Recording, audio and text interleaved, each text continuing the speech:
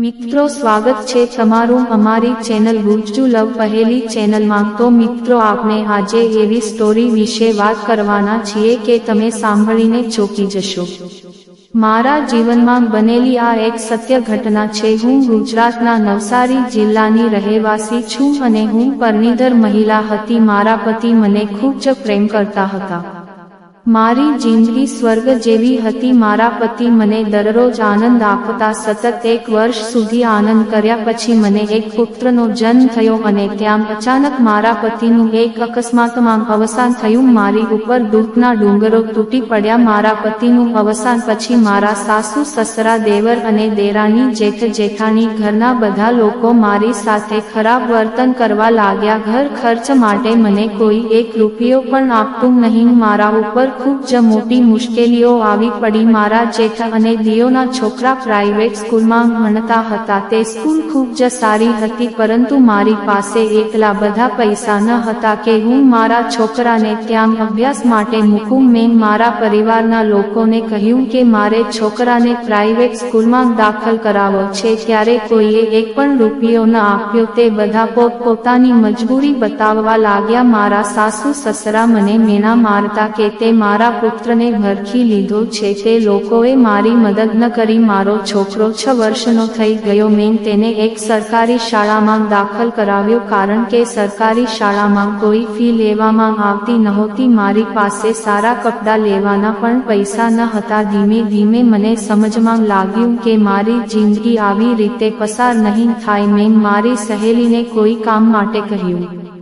તો તેને મને એક પ્રાઇવેટ બેંકની અંદર કલાકારની નોકરી અપાવી। જ્યારે હું ઇન્ટરવ્યૂ દેવા ગઈ તો મેં પહેલેથી જ નક્કી કર્યું હતું કે ઇન્ટરવ્યૂ લેનારને હું મારા રૂપથી પાગલ બનાવી દઈશ। મેં એક બ્લેક કલરની સાડી પહેરી અને ઇન્ટરવ્યૂ દેવા માટે ગઈ। ત્યારે હું અંદર ગઈ તો તે એક આંધળો યુવાન હતો। તે મને જોતાં જ પોતાની ઉપર કાબૂ રાખી શક્યો નહીં અને તેને ઇન્ટરવ્યૂ લેવાને બદલે કંઈક બીજું લઈ લીધું અને મને નોકરી ઉપર રાખી દીધી। હવે દર મહિને 15,000 રૂપિયા પગાર મને મળવા લાગ્યો જેને લીધે મારું ઘર ચાલવા લાગ્યું। થોડા સમય પછી મેં મારા પુત્રને સારી સ્કૂલમાં દાખલ કરાવ્યું। બેંકમાં મારી મુલાકાત પ્રવીણ નામના યુવાન સાથે થઈ। તે મારી સાથે બેંકમાં કામ કરતો હતો અને તે મને પસંદ પણ કરતો હતો અને કદાચ તે મારી સાથે લગ્ન કરવા માંગતો હતો। એક દિવસ પ્રવીણ મને કહ્યું કે લતા તું ખૂબ જ સુંદર છે અને તારો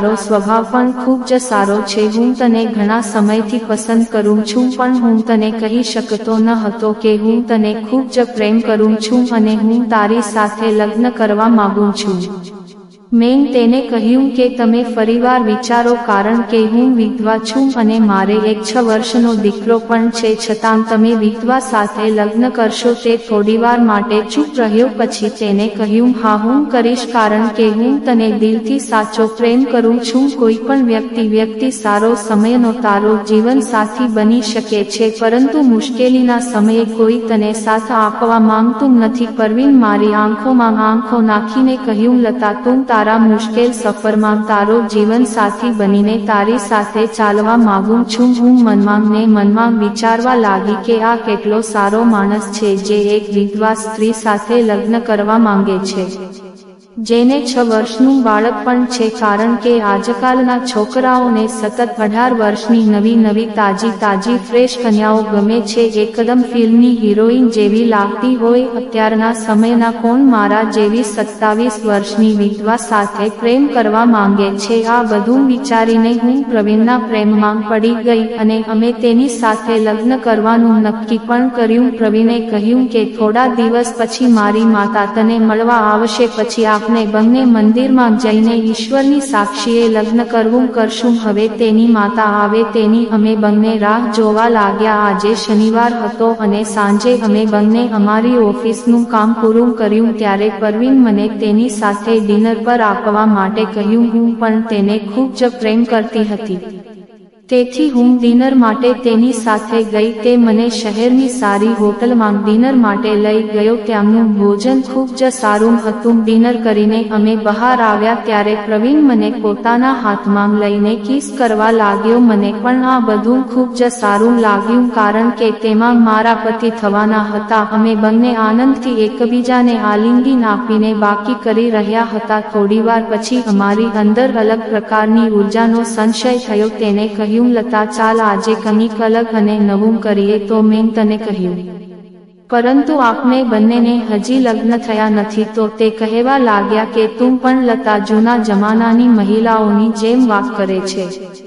મારી માતા થોડા દિવસોમાં અહીંયા આવવાની છે અને તે આવ્યા પછી આપણે ચોક્કસ થોડા દિવસોમાં લગ્ન કરીશું અને આપણે લગ્ન પછી જે મજા માણશું એ મજા અત્યારે પણ થઈ શકે છે. લગ્ન પહેલા આનંદ કરવો એ મને થોડું વિચિત્ર લાગતું હતું, પણ પ્રવીણ મારા થનારો પતિ હતો. તેની વાતને હું કઈ રીતે ટુકરાવું? મેં કહ્યું ઠીક છે. તે મને તેની બાઇક ઉપર બેસાડીને તેને ફ્લેટ ઉપર લઈ ગયો. એને એસી ચાલુ કર્યું. થોડી જ વારમાં શૂન્ય ડિંગ ઉપર ઠંડક થઈ ગઈ. અમે બંને પાગલ કપલની જેમ એકબીજાને હક કરવા લાગ્યા. હું પણ તેને પસંદ કરવા લાગી હતી.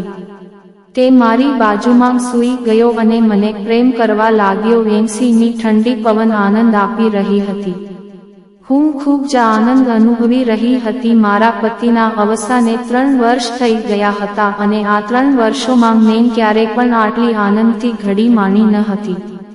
હું પરમને ધારા સખત મોજ કરવા માંગતી હતી. હું તેની સાથે થોડા દિવસ પછી લગ્ન કરવા જઈ રહી હતી, પરંતુ આજે જ મારા લગ્નની રાત ઉજવાની હતી. હવે રાતના 10 વાગી રહ્યા હતા. મેં પરવીને કહ્યું મારે જવું પડશે અને હું તેના હાથ છોડાવી લાગી તો તેને કહ્યું જ જાનું હવે રાત થઈ ગઈ છે. તને બસ પણ નહીં મળે. તું અત્યારે ક્યાં જઈશ? તેથી હું આજે તેના ઘરે ઉપર રોકાઈ ગઈ. હવે ધીમે ધીમે આનંદ કરવાનું મને રોજ મન થવા લાગ્યું. અમારી બે સાંજે 6 વાગ્યા બંધ થઈ જતી હતી. પછી પ્રવીણ મને કોઈ સારી હોટલમાં જમવા લઈ જતો અને પછી અમે તેના ફ્લેટમાં પહોંચી જતા. ધીમે ધીમે 4 મહિના વીતી ગયા છતાં પ્રવીણની માતા આવી નહીં. હું ખૂબ જ ચિંતામાં હતી. મેં પ્રવીણને કહ્યું હતું, કહેતો હતો કે તારી માંગ 2 મહિનામાં આવશે, પણ અત્યારે તો 4 મહિના થઈ ગયા છે. તારી માંગ કેમ ન આવી? તે થોડા નર્સ હતા. તેના કપાળ ઉપર પરસેવો થવા લાગ્યો. તે અચાનક અચકાતા બોલ્યો કે મેં ગઈકાલે મમ્મી સાથે ફોન પર વાત કરી હતી. તે આવતા વિક્રમ આવવાની છે. મને થોડી શંકા થઈ કે આજે પ્રવીણ જૂઠું બોલે છે, પણ મને તેના ઉપર વિશ્વાસ હતો. આજે ફરીવાર ઓફિસથી રજા પાડ્યા પછી અમે તેના ફ્લેટ ઉપર ગયા. આજે પણ અમે મને ભરીને આનંદ કર્યો. પ્રવીણ મારા થનારો પતિ હતો અને હું થોડા દિવસની અંદર તેની સાથે લગ્ન કરવાની હતી. તે મારા અનાથ પુત્રને તેના પતિનો દરજ્જો જ આપવાનો હતો. તેથી હું તેના દિલ થોડી શક્ય ન હતી. રાતે 11 વાગ્યે ઘરે પહોંચી તો મારા પુત્ર મને પૂછવા લાગ્યા, મહેમી તમે ક્યાં ગયા હતા? હું મારા પુત્રને શું કહું? હું કંઈ બોલી નહીં અને તે ચોકલેટ આપી. આ જ રીતે પ્રવીણ મને 6 મહિના સુધી કસરત કરાવી અને એક દિવસ મને તેની ઉપર ખૂબ જ ગુસ્સો આવ્યો. મેં તેને બૂમ પાડીને પૂછ્યું, પ્રવીણ તારી માંગ ક્યારે આવશે? તે સાચું ને મને સ્પષ્ટ રીતે જણા. પ્રવીણ નીચે નજર રાખીને ધ્રુજી રહ્યો હતો. તેણે ધ્રુજતા અવાજમાં કહ્યું, મારી માંગ ક્યારેય નહીં આવે કારણ કે મારા લગ્ન ઘણા વર્ષો પહેલા થઈ ગયા છે.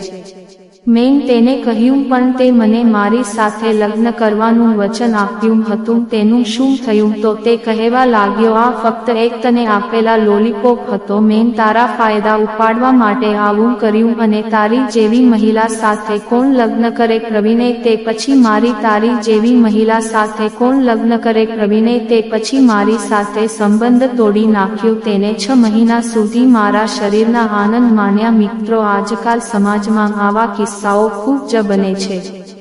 એટલે કોઈના પર ભરોસો કરતા નહીં. પહેલા ઘણું બધું વિચારીને નિર્ણય કરવો, પછી ભલે મહિલા હોશ કે પુરુષ. અને હા મિત્રો, બધા લોકો એક સરખા નથી હોતા, પરંતુ અમુક લોકોના કારણે પૂરી સમાજ બદનામ થાય છે.